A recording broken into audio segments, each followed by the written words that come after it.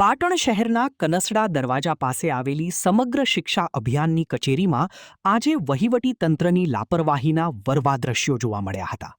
શિસ્ત અને નિયમિતતાના પાઠ ભણાવતા શિક્ષણ વિભાગની પોતાની જ ઓફિસમાં સવારના 11 વાગ્યા સુધી એકાદ બાદ કરતા અધિકારી કે સરકારી બાબુ પોતાની ખુરશી પર હાજર ન હોવાનું સામે આવ્યું છે.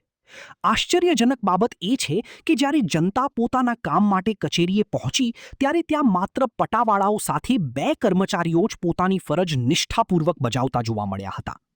ઓફિસનો તમામ કાર્યભાર પટાવાળાઓના ભરોસે ચાલતો હોય તેવી જણાઈ આવ્યું હતું.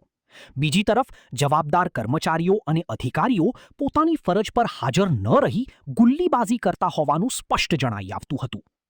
એક તરફ રાજ્યમાં હજારો શિક્ષિત યુવાનો બેરોજગારીનો સામનો કરી રહ્યા છે, ત્યારે બીજી તરફ નિશ્ચિત પગાર મેળવતા આ સરકારી બાબુઓની આવી બેજવાબદાર નીતિ સામે શિક્ષણ આલમમાં ભારે રોષ જોવા મળી રહ્યો છે. જિલ્લા પ્રાથમિક શિક્ષણ અધિકારી પોતાની એસી ચેમ્બર છોડીને તાબા હેઠળની કચેરીઓનું આકસ્મિક નિરીક્ષણ કરી બેદરકારી દાખવનાર કર્મચારીઓ સામે લાલ આંખ કરી કડક કાયદેસરની કાર્યવાહી કરે તે જરૂરી બન્યું છે.